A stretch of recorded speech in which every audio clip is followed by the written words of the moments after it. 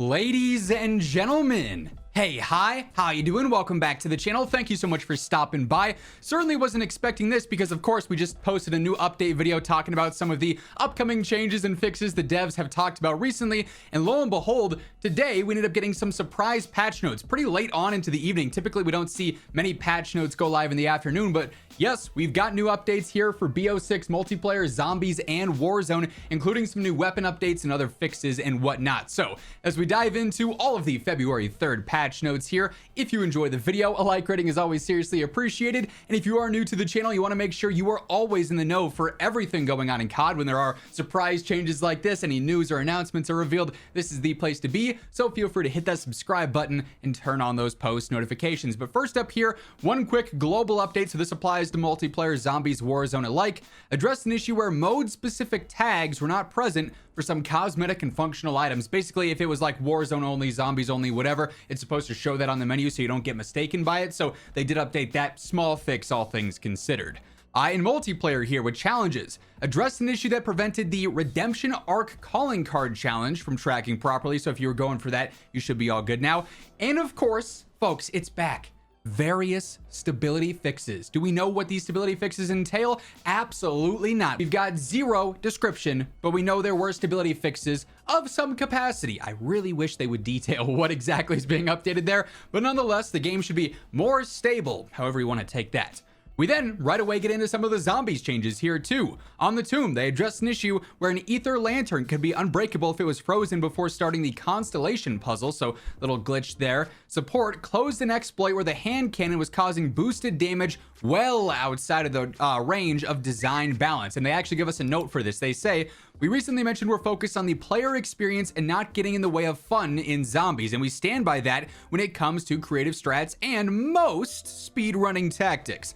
This was a case where an unintended exploit allowed players to trivialize parts of the mode we all love and could cheapen the experience of reaching higher rounds and completing the main quest, which should feel like it's an accomplishment. We're focused on closing exploits like these in the early days of each map to allow everyone to experience the level of challenge our designers intended. So before anyone asks, no, the zombies didn't complain about this one. So obviously with the hand cannon, you could cheese that if it had boosted damage and you're doing, more than intended there. It makes the mode and the main quest and everything there a whole lot easier. So while yes, it's fun to cheese that out, and if you're going for that and you're trying to speedrun it, it makes life a lot easier. But from a realistic, competitive, and integrity-based standpoint, it's not the most legitimate strat. So they did want to update that. And we're doubling up here, folks. We got even more various stability fixes just for zombies as well. So multiplayer and Warzone each got stability fixes. I am hoping we get the three-peat here, and we also see it over in the Warzone patch notes where we're headed now. So here, general, they adjusted the Aerial Inferno challenge objective to purchase 3 kill streaks at a buy station. So that's been fully updated here.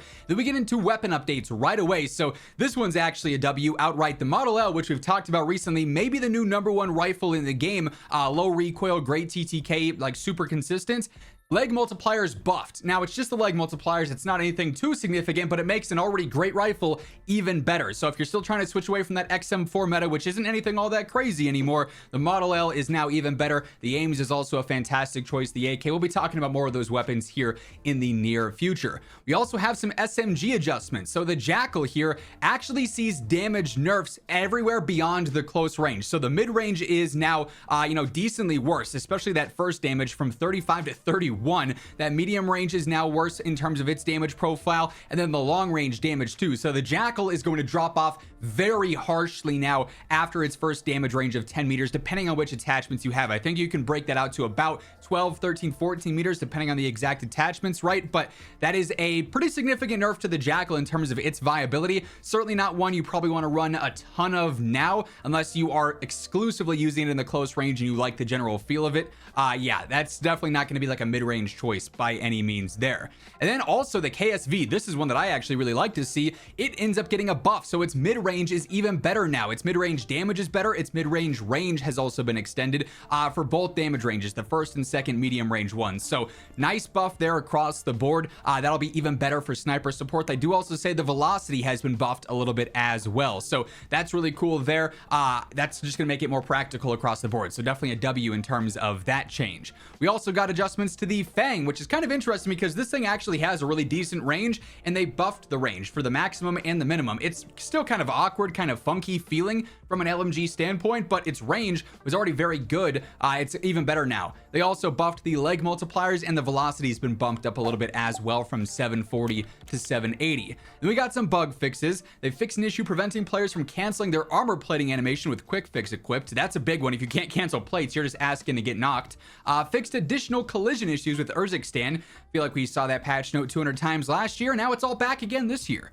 Fixed an issue causing incorrect ranked play deployment fees to display for iridescent and top 250 players, so there was a visual bug going on there. An issue causing some challenges to disappear while navigating the legacy section of the armory. They also fixed an issue that prevented the gold competitor operator skin from being properly awarded in ranked play. So couple of bug fixes there. COD updates did also mention another pretty important thing as well. Also real quick, post edit Zach here. Hey, hi, how you doing yet again? In the middle of editing this video, COD updates ended up posting another new tweet in addition to the one we're about to break down, saying they have addressed an issue where crossplay on for consoles only and then crossplay off settings were being reset whenever you relaunched COD. So if you were trying to play crossplay with consoles only for ranked and then you restart your game or you turn your game off for the night, you get on the next day, you have to go through and rechange that setting every single time. It kept resetting after every reboot, so that's not gonna be the case now. It should save whatever preference you select for your crossplay across Warzone and Black Ops 6 for ranked play. So some good news there, just makes your life a little bit easier. You don't have to constantly double check that that's being reset. They do say they are now officially investigating the blue screen errors when playing Call of Duty, where the Ricochet anti-cheat kernel level driver crashes on PC and it blue screens your computer and you have to restart it.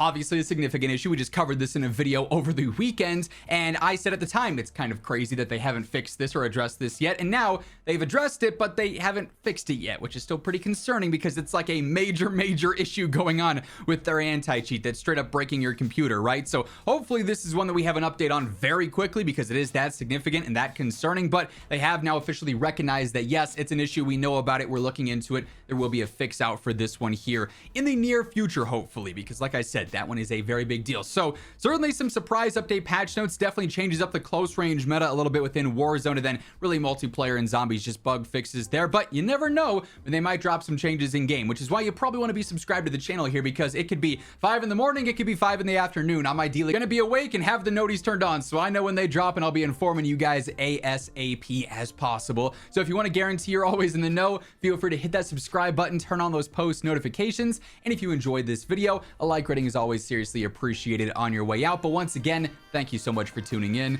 and until next time, take it easy, have an awesome rest of your day, and I'll catch you later. Peace out.